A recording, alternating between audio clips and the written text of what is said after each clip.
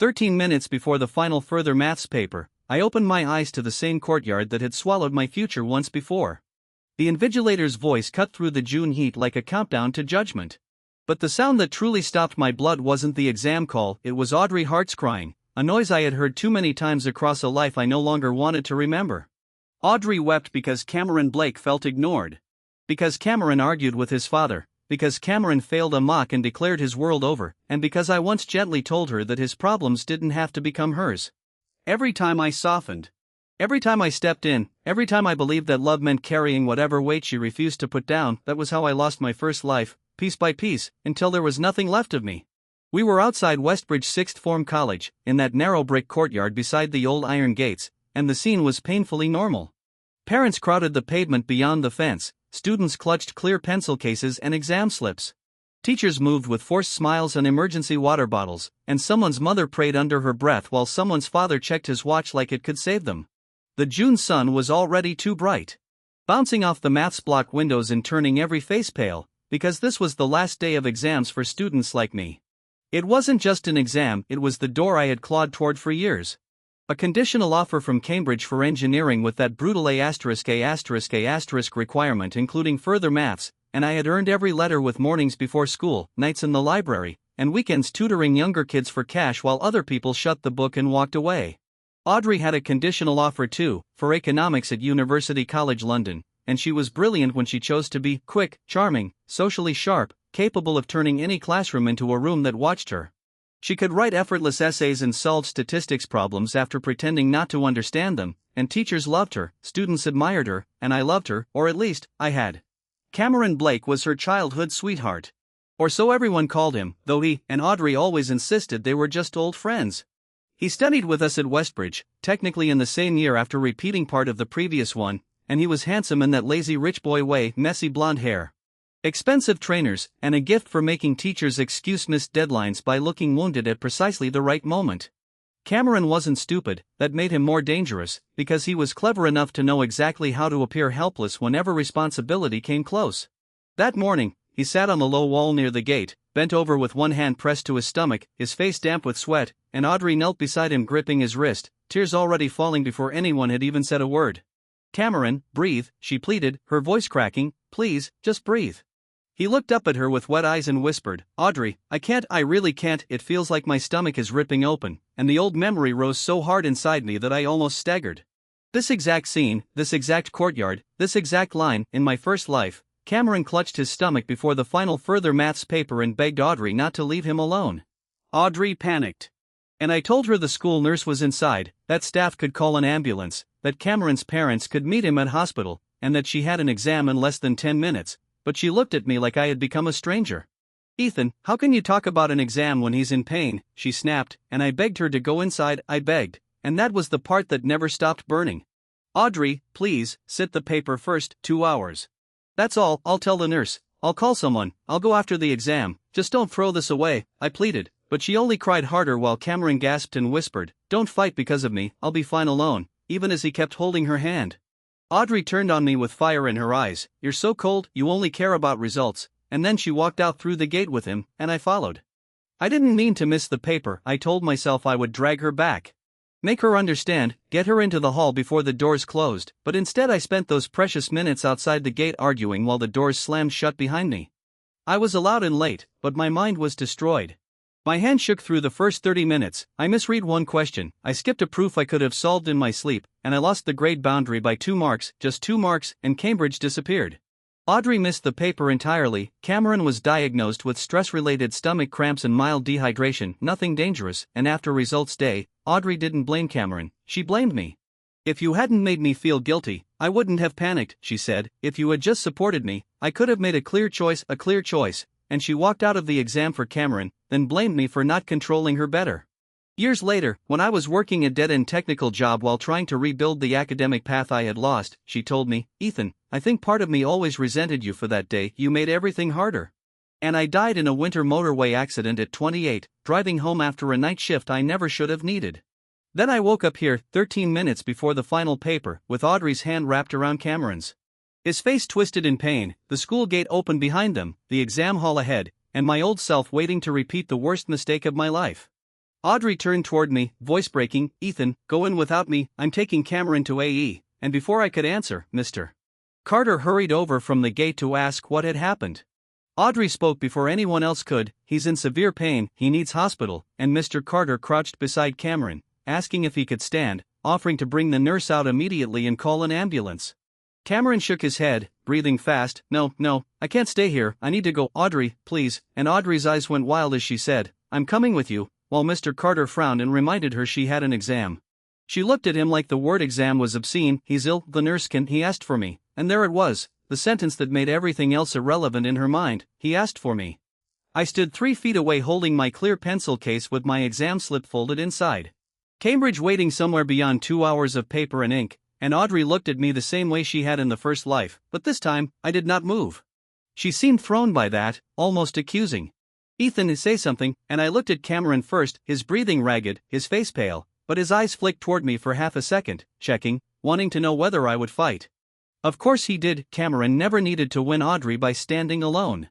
He needed to watch me lose balance while trying to hold her back, and that was his only real victory. Then I looked at Audrey and asked, are you sure? She blinked, confused, what, and I repeated, you're sure you want to leave before the final paper? And her mouth opened in anger that cut deeper than any shout. Ethan, he's sick, she hissed, and I said, I know, but she snapped, so how can you ask me that? And I answered, because this paper matters, and her eyes filled with tears as she cried, I can't believe you. Mr. Carter looked between us, tension tightening his jaw, and he said, Audrey, Ethan is right, the paper matters, we can support Cameron here until medical help arrives, but Cameron groaned softly and Audrey snapped, he doesn't want staff, he wants someone he trusts. I said, then go.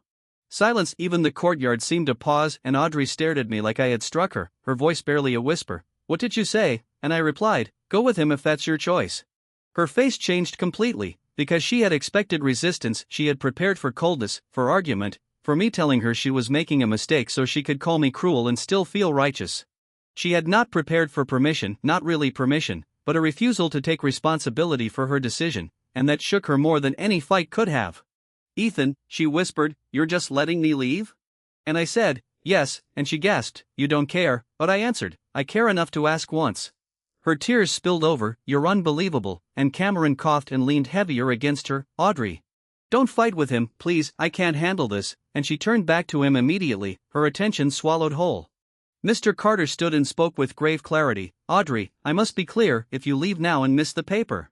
The exam board may not grant special consideration, you are choosing to leave the site voluntarily. She looked shaken for a second, but Cameron whispered, I'm sorry, I shouldn't have asked, even as his fingers tightened around her wrist, and Audrey's face hardened as she declared, I'm going. I nodded, then go, and she flinched, you'll regret being this cold, but in my first life I had spent years regretting being warm, and this time I said nothing. The courtyard bell rang, 5 minutes, and candidates began moving quickly toward the hall. While my best friend Noah Reed appeared at my side, face pale with fury, Ethan, Hall, now. Audrey looked at me one last time, and there was fear under her anger now, she wanted me to chase, I could feel it. Not because she loved me enough to stay, but because she needed my resistance to make her choice feel emotionally significant. If I argued, she could leave as the compassionate one, if I begged, she could suffer beautifully.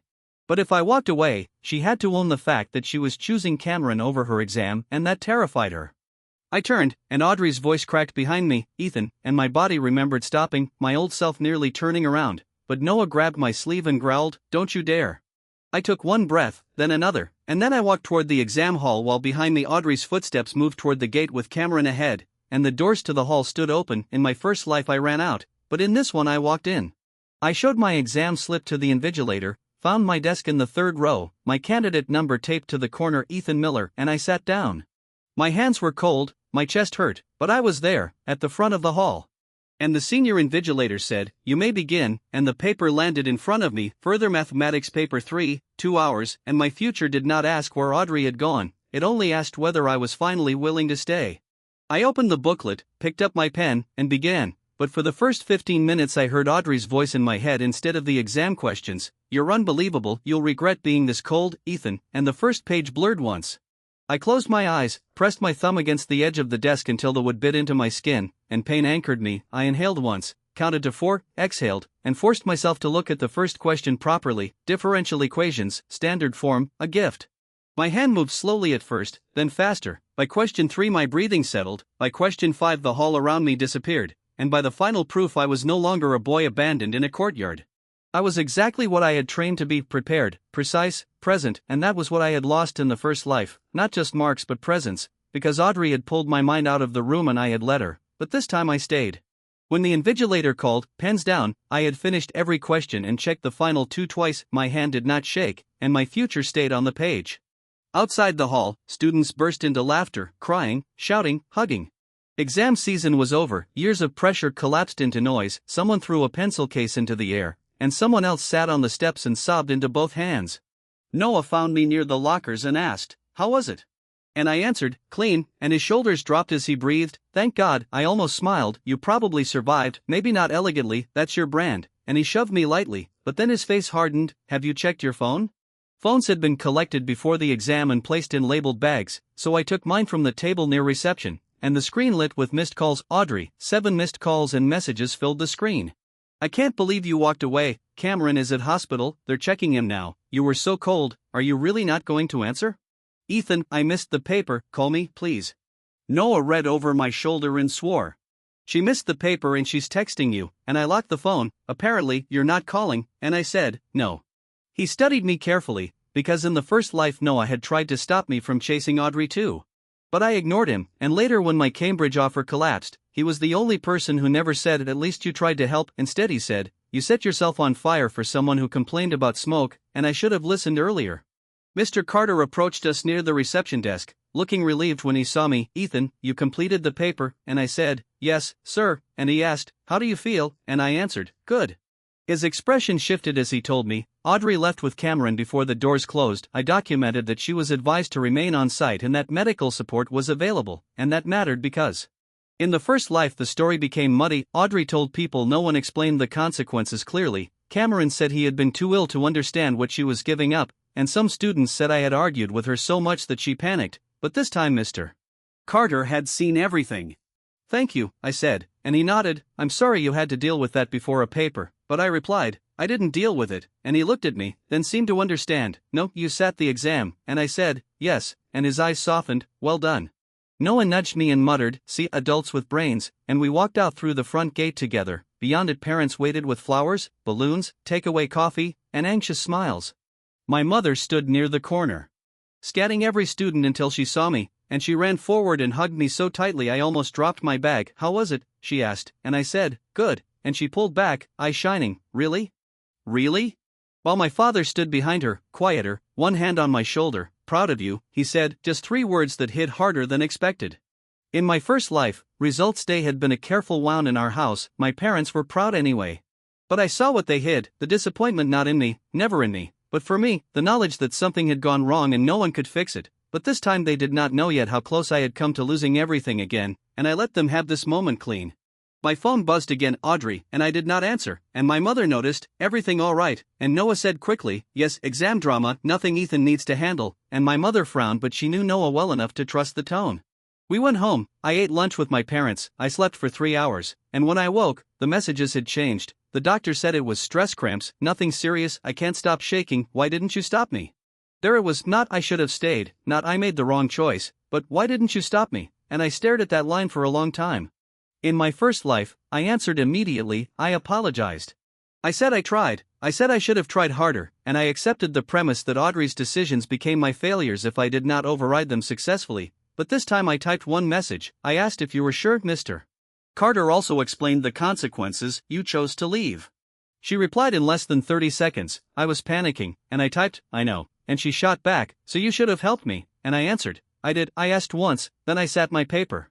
She did not answer for 2 minutes, and then she said, "You're punishing me," and I set the phone down. Noah came over that evening with chips, fizzy drinks, and the kind of aggressive loyalty that only 18-year-old boys can deliver without embarrassment.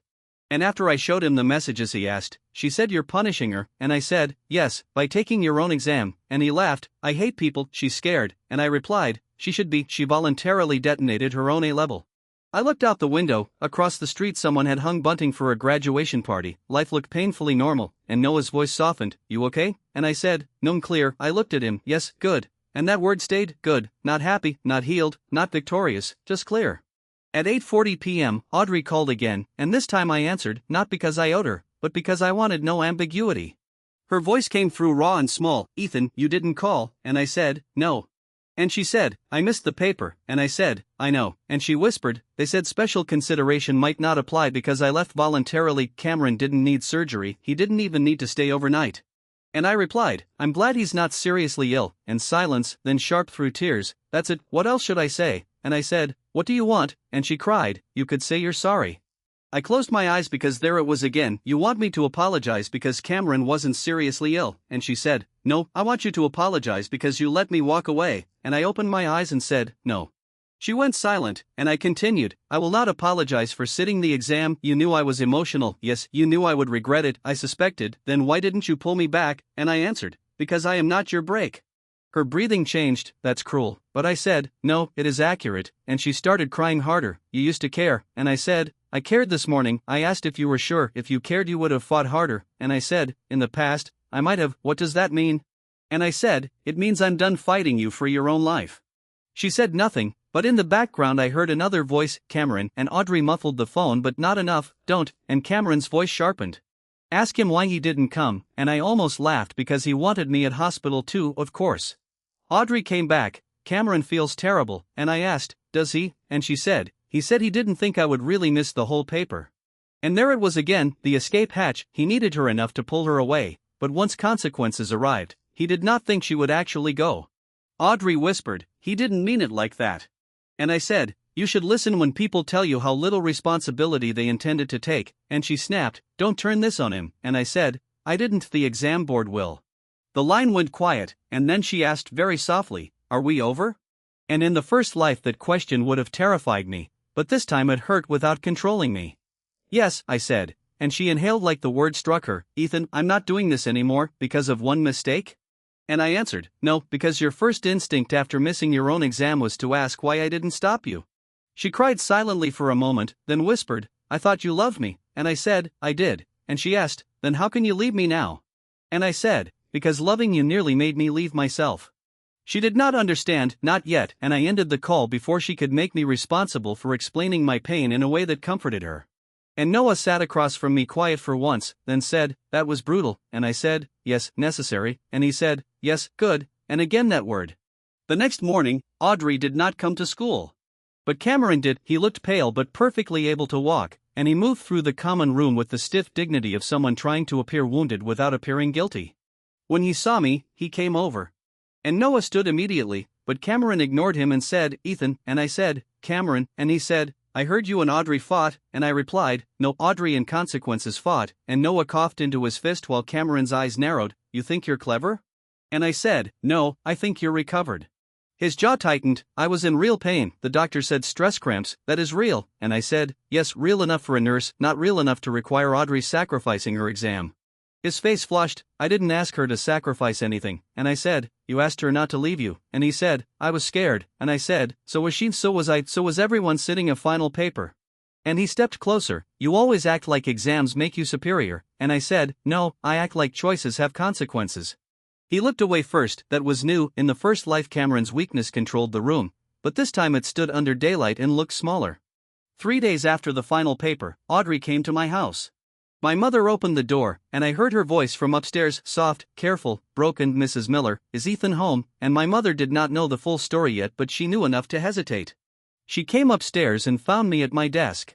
Surrounded by notes I no longer needed and university forms I was afraid to hope over, and she said, "Audrey is downstairs, do you want to speak to her?" And that question mattered because in my first life everyone assumed I would, but this time even my mother could hear something had changed.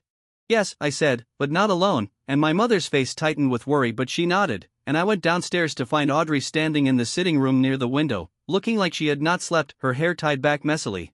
Her face pale, eyes swollen from crying, wearing a gray jumper and jeans with no makeup and no effortless campus queen polish for 1 second.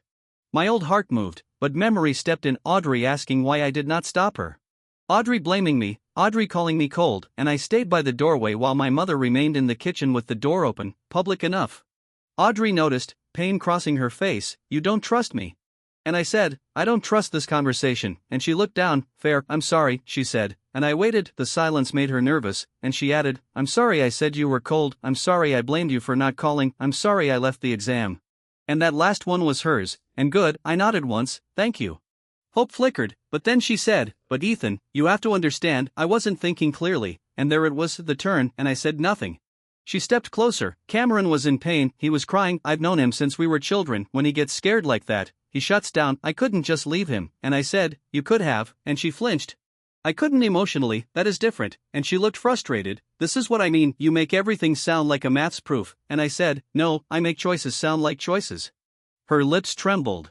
I needed you to help me make the right one, and I said, I did. I asked if you were sure, and she said, you asked once, and I asked, how many times should I have asked before your decision became yours? She froze, because that question had never existed between us before. In the old relationship I asked until she either agreed with me or made the mistake anyway, and then if she regretted it we both treated my failure to persuade her as part of the problem, but not anymore.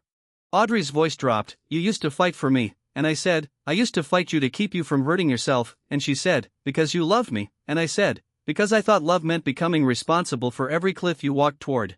Her face crumpled, I was panicking, and I said, I know, and she insisted, then you should have held me back, and I said, no Ethan, no, you were 18, you knew what the exam was, Mr. Carter told you the consequences, the nurse was available, you walked out. And she covered her mouth crying, why are you saying it like that, and I said, because if I soften it, you'll turn it into something that happened to you. Her eyes widened as the truth hit, not fully. But enough, and she whispered, it did happen to me, but I said, no, Cameron's pain happened, the exam schedule happened, but the choice was yours. She sank onto the sofa and cried without speaking for a while. And I let her, while my mother stood in the kitchen doorway silent, watching me with an expression I could not read. Eventually Audrey said, Cameron says he didn't think I'd really miss it, he says you should have stopped me because you know how I am.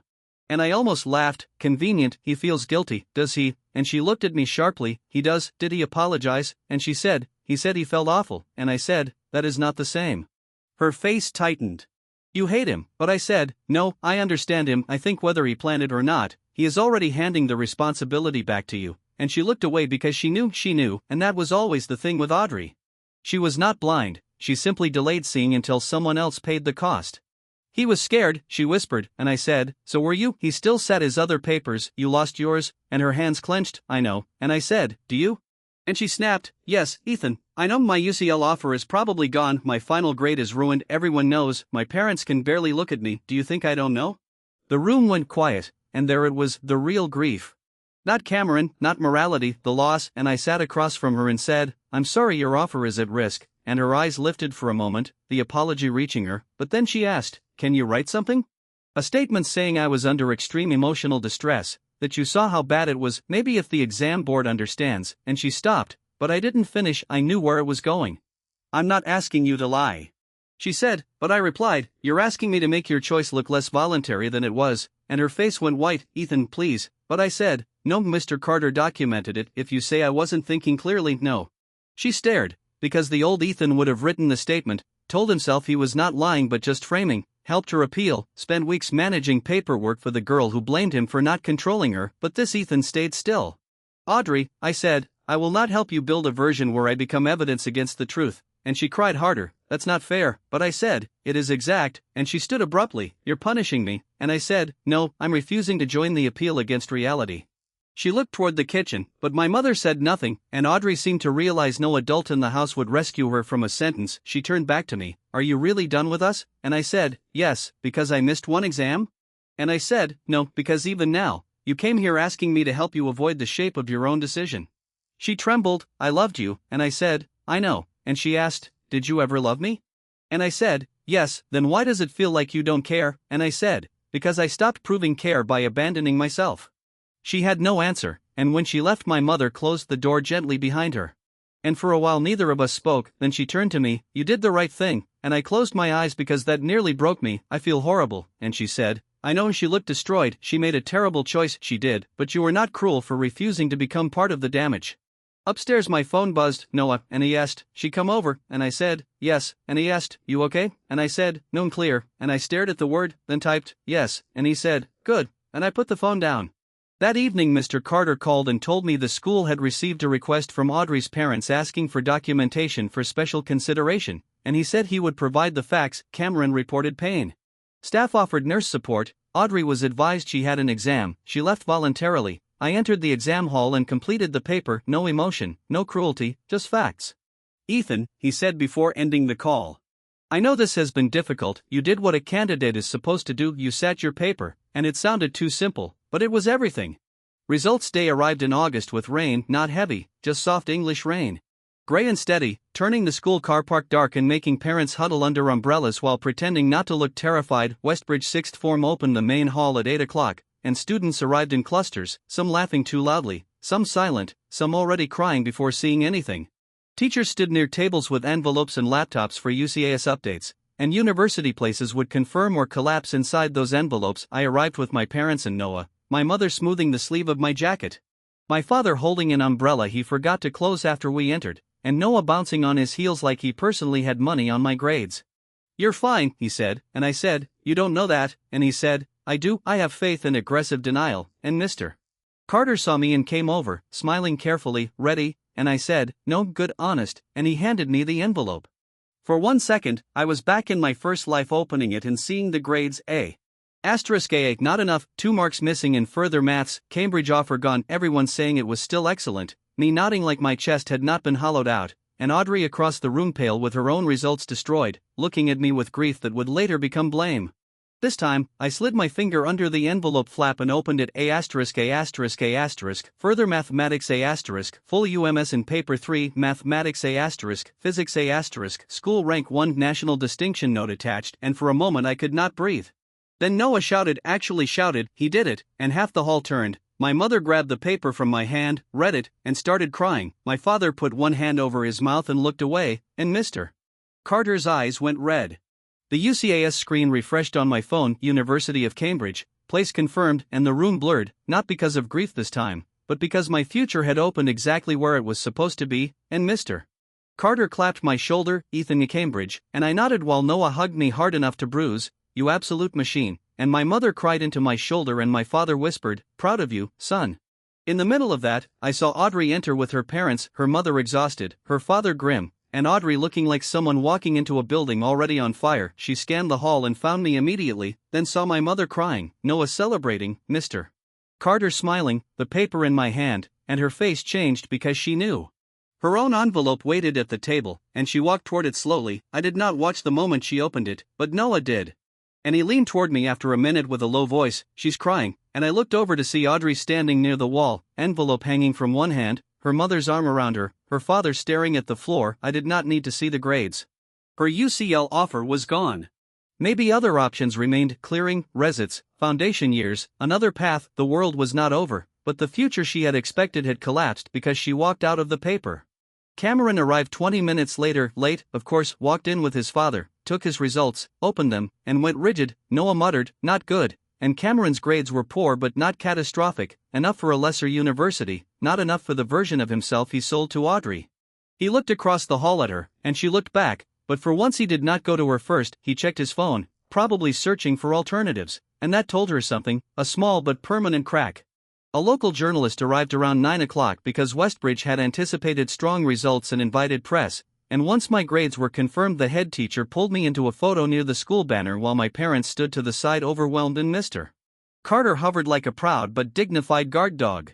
The journalist asked, "Was there anything difficult about the final exam period?" and Mr. Carter tensed while Noah whispered, "Careful," and I looked at the recorder and said, "Yes, how did you handle it?" And I said, "I focused on finishing my own paper." That line became the quote by afternoon. The local news site posted the article, "Westbridge Student Secures Cambridge Place After Near-Perfect A-Level Performance." With the quote, "There were distractions on the final day," Ethan Miller said, "but I decided the most important thing was to finish my own paper." Audrey saw it, I knew because she texted me at 3:12 p.m.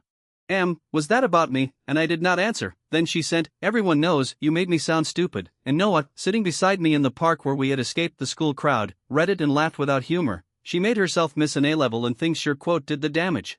I typed nothing, but Audrey sent another. I said I was sorry, and I replied once, "The quote was about me, not you," and she did not respond for an hour, then said, "I lost UCL," and I closed my eyes because there it was, the loss finally named, and I typed, "I'm sorry," and she replied instantly, "Are you?" and I stared at the screen, then put the phone away. That evening Cambridge sent official accommodation information. My father printed everything because he said paper made important things real. My mother began planning what I needed to take, and Noah announced he would visit and embarrass me in front of posh maths people. Life moved forward. Audrey's did too, though she could not feel it yet. She entered clearing. Considered residing, argued with her parents, fought with Cameron. I heard bits through school gossip, but I did not ask. A week after results day, she came to Westbridge while I was collecting final paperwork and found me outside the library. Ethan. And I stopped, and Audrey looked smaller somehow, not physically, just less surrounded by the glow she used to carry. Congratulations, she said, and I said, thank you, and she said, Cambridge? And I said, yes, and she said, you did it, and I said, yes, and she swallowed, I didn't, and I said nothing, her eyes filling. My appeal didn't work, they said, because I left voluntarily. Mr. Carter's statement, he told the truth. I wanted him to say I was in shock. And I said, you were upset, that wasn't enough. No. She looked at me then, I keep thinking if you had stopped me, I'd hate you less than I hate myself right now. And that was honest, terrible but honest. And I said, maybe, but then I would hate myself, because you'd have missed the paper? And I said, because I would have made your choice my responsibility again. Her face crumpled, crying, I understand, and I did not believe her fully, but for the first time I thought she wanted to. Audrey and Cameron broke apart in September, not officially at first, because people like them rarely end things cleanly when blame still has somewhere to go. Their breakup happened in fragments. First, Cameron told friends that Audrey had overreacted on exam day and that he had never asked her to sacrifice anything. Then Audrey heard, then she asked him directly, and he said, I was in pain, I didn't control your decision. Technically true. Morally useless. Then he added, Ethan could have stopped you if he really cared, and that was the sentence that finally broke whatever remained. Audrey called me that night, I did not answer, she texted instead. He said it again, that you could have stopped me. That I think I finally understand why that isn't true, and I did not respond, not because I wanted to be cruel, but because understanding late does not create an emergency in someone else's life. A week before I left for Cambridge, Audrey asked to meet, and I agreed to 10 minutes in a public cafe near the station. Noah insisted on sitting 3 tables away with headphones he did not plug in, and Audrey noticed and almost smiled. I deserve that, and I said, you do. She wrapped both hands around her tea. I'm residing next summer, that's probably wise, I'm going to work part-time and study, and I said, good, and she flinched at the word, then nodded. Mr. Carter helped me find a tutor, not him personally, he recommended someone. That's kind of him. He said he still believes I can do well if I stop confusing panic with loyalty, and I said, that sounded like Mr. Carter. Audrey looked at me, I did that, didn't I? And I said, yes, and she said, I thought being there for Cameron meant proving I was a good person, and I said nothing, and she continued. But I think part of me liked being needed by him. That was the first time she had said it. Not caring, not loyalty, need. He made everything dramatic. If he was upset, I mattered. If he was scared, I mattered. If I chose him over something else, I mattered more. And I asked, and me? And her eyes filled, you made me safe. I looked out the cafe window. That word again, safe, a beautiful word when paired with love, a dangerous word when paired with entitlement. Audrey seemed to know. I treated safe like something that would wait. Yes, I treated your future like it could absorb damage because you were stronger. Yes. And she started crying quietly. I'm sorry, for what? And she took a breath.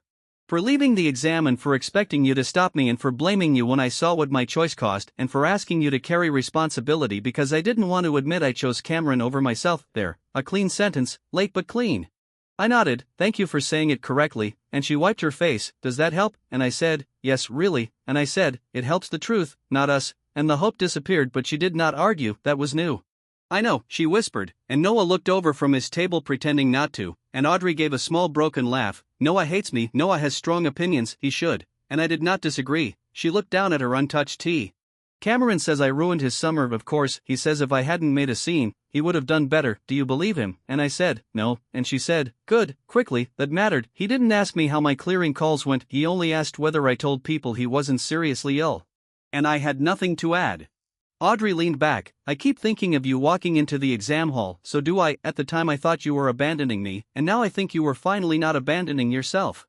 And the sentence landed quietly. For 1 second I saw the girl I had loved, not enough to return, enough to mourn. Yes, I said, and she cried again, but this time she did not ask me to fix it. Progress.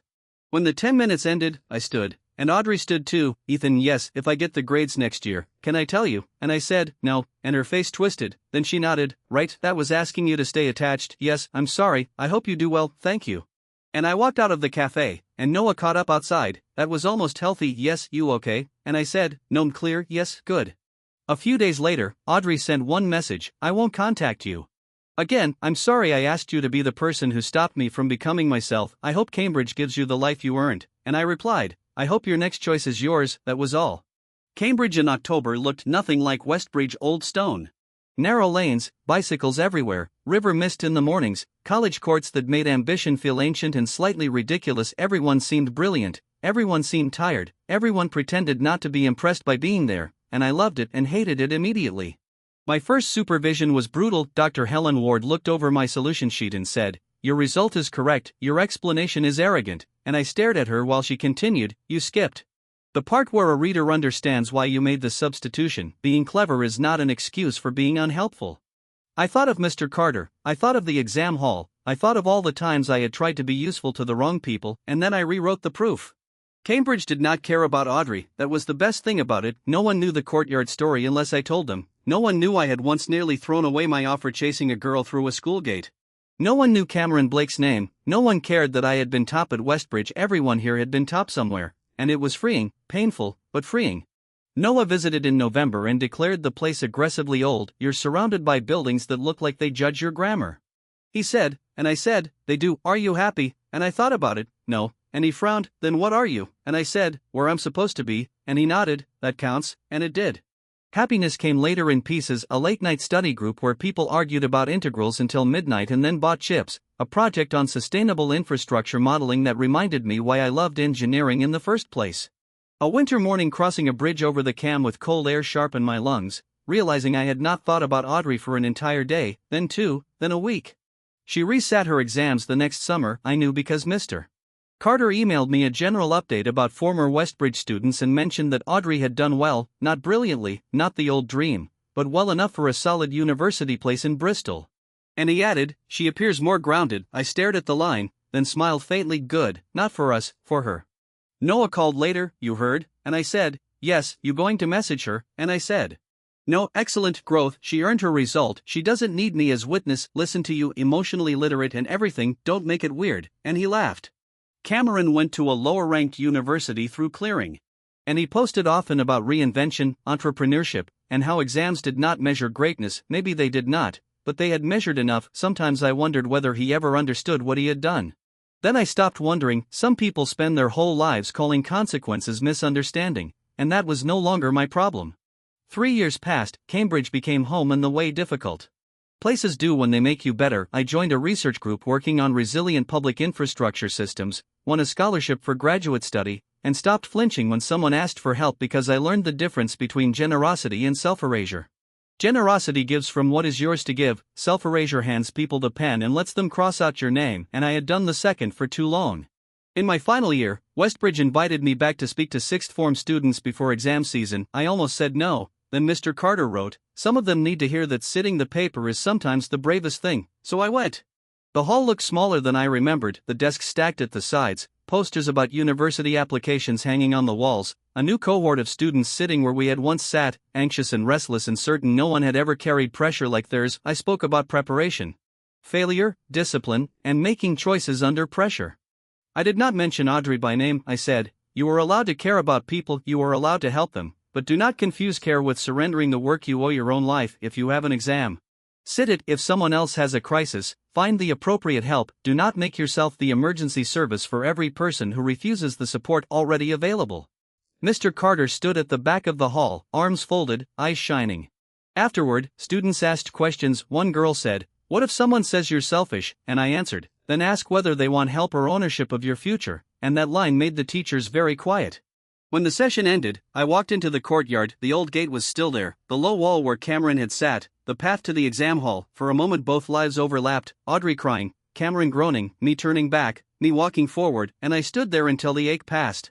Then I heard my name, Ethan, and I turned to see Audrey near the gate, looking older, not old, just grown, her hair shorter now, tucked behind her ears, wearing a navy coat and carrying a canvas bag from the university where she had eventually studied. There was no dramatic entrance. No tears waiting at the surface, no Cameron-shaped urgency around her, just Audrey for the first time in years. That did not undo me. Hi, she said, and I said, hi, I heard you were speaking today, Mr. Carter said it was public. Did you come for the talk? And she said, I stood outside for most of it. Why? And she looked toward the exam hall. I wasn't sure I had the right to sit in that room, and that was honest. We stood in the courtyard where everything had changed, students moving in and out of buildings around us unaware of the ghosts under their shoes, and Audrey said, "I'm not here to ask for anything." And I waited. She smiled faintly. "You don't believe that immediately, fair, I'm listening," and she nodded. "I graduated last summer. I work for a charity that helps students from low-income schools with university applications," and I said, "That suits you," and her eyes softened. "Thank you." Silence, then she said, "Every exam season I think about that morning, so do I. I used to remember you walking away, and now I remember you asking if I was sure. There it was, the missing piece I hated. That question for years, because it meant I had been given a chance to own the choice. I wanted to remember it as panic, as Cameron's pain, as your coldness, as something happening too fast for me to understand, but you asked, Mr. Carter warned me, the nurse was there I chose. The courtyard wind moved lightly between us, and I said, yes, and she breathed out, "I'm sorry, I don't know," she said softly, "I'm sorry in the way where. I don't need you to make me feel less guilty." That sentence stayed. "Good, I'm sorry I treated your stability like spare capacity. I'm sorry I thought loving me meant overruling me when I was wrong and then accepting blame when I hated the result. I'm sorry I made you the villain because I couldn't bear being the author of my own worst day." No fog, no performance, no request. I nodded. "Thank you for saying it correctly." And her eyes shone, but she did not cry. "I learned that from you, from consequences, from both," and a group of students passed laughing nervously about mock exams, and Audrey watched them go and said, "I tell students now, if someone needs help on exam day, get a teacher, get medical staff, call emergency services if needed, but don't walk out of your own future because someone made you feel like love requires it." And I looked at her. "That is good advice," and she said, "It was expensive," and I said, "Yes," and she accepted that without a flinch. Progress. After a moment she said, "I saw Cameron last year." I said nothing. "He's still Cameron. Everything that goes wrong is because someone else didn't understand him." "That sounds right. I don't hate him anymore." "Good. I don't hate you either. You did for a while. It was easier, I know." And she looked at me then. "Do you hate me?" And I said, "No, I believe you. You should. Do you forgive me?" And I thought about that, the courtyard, the exam, Cambridge, the first life, the second, the boy I had been begging her to turn back, the man standing here now. I don't carry it every day anymore. And Audrey nodded slowly. "That's not exactly yes, no, but it's something." And I said, "Yes," and she smiled sadly, "I'll take something." For a while neither of us spoke, then she asked the question that had followed us across years. "If you had stopped me that day, would we have been different?" And I said, "Yes," and her breath caught, and I continued, "Would have lost myself again," and she closed her eyes, a tear slipping free. "This time it did not ask me to move." "I know," she whispered. The school bell rang inside the building, the sound echoing through the courtyard, and Audrey opened her eyes. "You did the right thing," and I looked toward the hall. I know it was the first time I said it without needing someone else to confirm. Audrey stepped back. "I won't keep you." "Goodbye, Audrey," and I said, "Goodbye, Ethan," and she walked toward the gate at the place where she had once led Cameron out. She paused for half a second, then kept walking. I watched until she reached the pavement beyond the school fence. Then I turned toward the exam hall. The doors were closed now, no paper waiting, no invigilator, no 30-minute countdown, just a building, just a memory, just proof that one decision can split a life, and sometimes mercy means refusing to repeat the version that killed you. People later told the story like my girlfriend abandoned the most important exam of her life for her childhood sweetheart, and I became cold enough not to stop her. That was the shallow version. The truth was that I had stopped her once before. I had chased her through the gate. I had begged, I had lost my paper, my offer, my path, and eventually the version of myself that knew how to stand upright without someone else's crisis wrapped around my throat. And after all of that, she blamed me for holding her back. So when life brought me back to that courtyard, I did not become cruel, I became clear. I asked once, "Are you sure?" And she chose. Then I walked into the hall and finished my own paper. That was not revenge, that was survival. In my last life, I tried to pull her back from the cliff and fell with her. In this life, I saw the cliff, gave the warning, and finally stepped away from the edge myself. Some people are not unaware that they are walking toward disaster. They simply want to know whether you will throw yourself underneath them again, and I had done that once. I would not do it twice. I left Westbridge that afternoon under a pale sky. Past the iron gate, past the low wall, past the courtyard where my old life had ended and my new one had begun, and my phone buzzed as I reached the station. "Noah, how did the talk go?" And I typed back, "Good." Then I smiled. For once, the word felt complete. The train pulled in, I stepped on, and outside the window the town slid slowly backward. Ahead was Cambridge, research, work, friends, mistakes that would at least be mine. And a future no longer built around rescuing someone from choices she insisted on making. I did not stop Audrey that morning because, at last, I had stopped myself, and that was the first exam I truly passed.